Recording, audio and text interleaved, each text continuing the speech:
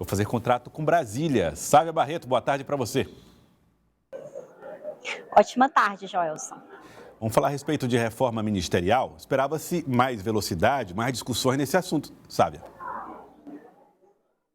Esperava-se hoje a reforma ministerial. Eu já estava até cansada de anunciar para você no nosso grupo do Jornal do Piauí. É hoje que a gente vai bater o martelo junto com o presidente Lula nesse anúncio, mas não acontece. Já faz 2 meses, eu acho que desde antes daquele recesso de julho, a gente vem falando de mini reforma ministerial e mais uma vez ela foi travada, porque ontem à noite a informação era de que o Progressistas tinha, enfim, aceitado colocar o deputado André Fufuca, do Maranhão, no Ministério dos Esportes, no lugar da ministra Ana Moser. Mas hoje de manhã houve reunião da bancada do Progressistas e aí saiu a informação de que eles não aceitam um ministério como o dos esportes, querem um espaço mais robusto. Estavam mirando o desenvolvimento social de Wellington Dias, não conseguiram e agora estão de olho em outra parte. Então, o presidente Lula aqui tem o 7 de setembro, toda essa solenidade importante e depois viaja para a cúpula do G20 na Índia. Então, provavelmente não vai sair mais essa semana a reforma ministerial, Joelson. Olha, eu tenho uma questão para fazer em relação a essa mini-reforma, mas antes, Sávia, eu quero ouvir aqui a entrevista do deputado federal Flávio Nogueira, que falou com a Sávia Barreto, em Brasília, sobre as expectativas da base para essas mudanças, essa mini-reforma ministerial. Vamos conferir. A área econômica do governo funcionando bem, funcionando tanto que tínhamos um crescimento no último trimestre de 0,9%. Superou aos 0,3% que estava previsto no mercado. Então, o mercado está funcionando, né? E a economia se desenvolvendo. Além de as nossas exportações aumentaram, o produto industrial do Brasil aumentou 0,9%. É uma coisa que nunca tínhamos visto há pouco tempo, porque inclusive havia até um processo de desindustrialização. Agora não, retomando esse processo de crescimento também no parque industrial, podemos assim dizer. Aí, Sávia, as expectativas, portanto, da base, né, para essa mini-reforma? Expectativa grande, né? Porque é justamente essa reforma, Joelson, que vai dar a famosa, chamada governabilidade, a possibilidade do presidente Lula aprovar uma série de medidas importantes. A gente ainda tem a reforma tributária que está no Senado, a gente tem uma série de outras discussões. Agora, a reforma administrativa, que o presidente da Câmara, Arthur Lira, quer pautar. O governo Lula é um pouco reticente sobre esse assunto. Então, tudo isso depende dessa sinalização da entrada do Republicanos e do Progressistas no governo. Agora, realmente, quando o presidente Lula não quer decidir, ele termina realmente não decidindo, fica enrolando ali, segura um pouquinho, a gente já viu isso em outras ocasiões também, então esquenta um pouco, esfria um pouco, até sair de fato a decisão final. Agora, a reforma vai sair, a gente não sabe quando. Bom, Elivaldo Barbosa, esse ponto trazido pela Sávia, por que o presidente Lula não acelera aquilo que parece, para quem olha de fora, obviamente, uma coisa relativamente simples, se fala tanto na imprensa, aproximação do Centrão, é só organizar ali as pessoas em cada uma das posições. Uma reforma o que é? Como a Sávia acaba de formar. É uma alteração, é uma mudança de composição. Não é simples assim como não é tão simples. Você tem que tirar quem está alojado e botar quem está querendo um abrigo no governo. Então, isso não é uma operação tão automática como poderia acontecer aqui, por exemplo, no Estado ou numa prefeitura. Não é fácil. Por exemplo, os ministérios que envolvem o PSB. Mas o PSB é a força aliada do PT para chegar ao poder. Então, o ministro Márcio França, lá dos Portos e Aeroportos, que ficou agora na alça de mira do Centrão, o que acontece? Ele é o representante definido politicamente pelo PSB, não é, Sávia? Para ser o representante do Ministério. Ele já está lá no Ministério dos Portos e Aeroportos. Cogitou-se até uma migração dele para o Ministério ocupado hoje pelo vice-presidente Geraldo Alckmin, que é o Desenvolvimento, Indústria e Comércio e Serviços. Então já é uma mexida que altera a presença do PSB. Aí um outro partido que integra, um aliado histórico do PT, o PCdoB, no Ministério com Luciana Santos, que é do Ministério lá da Ciência e Tecnologia. Também é outra situação que mexe como aliado histórico, embora não tenha essa representação toda lá na Câmara Federal, poderia ser até removido. Mas aí entra uma discussão ideológica de ocupação de espaços. Aí surgiu aquela história lá do dividir, fatiar o Ministério do senador, ocupado pelo senador piauiense Wellington Dias. Parece que essa ideia já foi colocada mais de lado.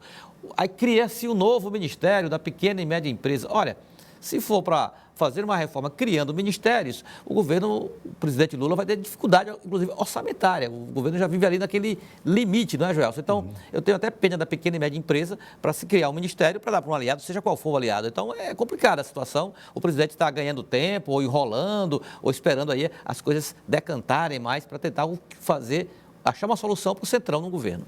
Bom, Sávia, além disso, tem o nome de Margarete Coelho, né? A ex-deputada Margarete Coelho, cotada para a Caixa Econômica. Aqui, recentemente, em Teresina, teve a presidente da Caixa, Rita Serrano, que cumpriu a agenda ao lado do presidente da República. Existe nessas empresas públicas, autarquias, sempre uma expectativa de que funcionários de carreira assumam o comando dessas corporações. E, dentro desse contexto, a possibilidade de que Margarete seja o nome maior da Caixa Econômica. Olha, sempre, Joelson, que se lança um nome para ser ministeriável, e a Caixa Econômica Federal, ela tem o porte de um ministério, até maior do que um ministério, tem muita capilaridade, tem força política, tem orçamento, tem 12 vice-presidências. Então, sempre que se lança um nome, muitas vezes é para se queimar aquele nome no meio desse caldeirão de especulações. Mas o nome da ex-deputada federal Margarete Coelho resistiu. É um nome, primeiro, que é uma mulher, tem um currículo expressivo, é um nome aceito, inclusive pelo PT, mesmo ela sendo indicada pelo Progressistas, ela que já foi vice-governadora na gestão de Wellington Dias no Piauí. Então, tudo isso termina favorecendo Margarete Coelho. Então, é um nome que muito provavelmente deve ser anunciado nos próximos dias. E o presidente Lula, ele tem uma característica. No início dos governos, ele coloca ali alguns nomes que podem ser tirados sem maiores prejuízos. O exemplo é a própria ministra dos Esportes, Ana Bozo. É um nome importante no esporte brasileiro, sem dúvidas, mas que não representa nenhum partido. Então, ela pode sair sem nenhum prejuízo de governabilidade. É isso que deve acontecer nos próximos dias. Todo ministro tem que pensar de onde vem o seu suporte político, né? No caso da Ana Moser, pode ser ela a pagar, enfim, por não tê-lo. E aí pode ser um dos nomes aí substituíveis. Está aí muito bem, Sávia, muito claro. Agora, Sávia também conversou com o deputado federal Flávio Nogueira em uma entrevista sobre a situação econômica, o desempenho do governo Lula na economia e também a votação da MP do Desenrola na Câmara dos Deputados. Tem muita gente que está esperando essa MP para ver a possibilidade de renegociar as suas dívidas. Vamos ver o que disse Flávio Nogueira. A área econômica do governo funcionando bem, funcionando tanto que tivemos um crescimento no último trimestre de 0,9%. Superou aos 0,3% que estava previsto no mercado. O mercado está funcionando, né? E a economia se desenvolvendo. Além de nossas exportações aumentaram, o produto industrial do Brasil aumentou 0,9%. É uma coisa que nunca tínhamos visto há pouco tempo, porque inclusive havia até um processo de desindustrialização. Agora não, retomando esse processo de crescimento também no parque industrial, podemos assim dizer. Tá aí. Sávia, a fala de Flávio Nogueira, de algum modo, coincide com os números que foram revelados, né, sobre inclusive vi ontem essa pesquisa de um otimismo do setores da economia em função, enfim, com a equipe econômica e o novo Brasil do pós-pandemia. É uma euforia de um correligionário de Lula, né, um partidário de Lula, ou não? Estamos falando de um cenário real com números e dados que podem trazer esperança também na economia aos brasileiros.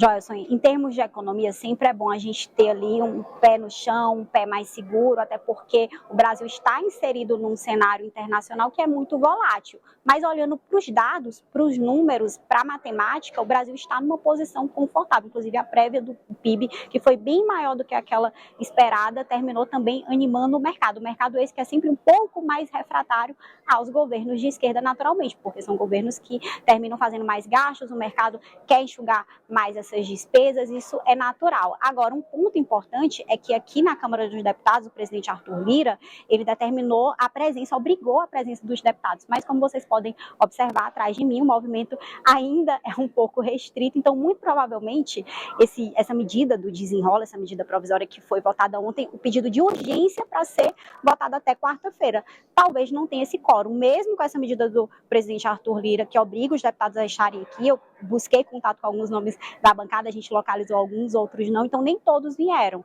Então, provavelmente vai ficar para a semana que vem. Não só essa medida, tem a medida também a respeito dos juros rotativos do cartão de crédito. É questão de uma semana, mas não deixa de ser também medidas econômicas importantes para serem aprovadas e tudo interligado com a reforma ministerial também. Então, segurou um pouco ali a reforma, segurou também as votações aqui na Câmara.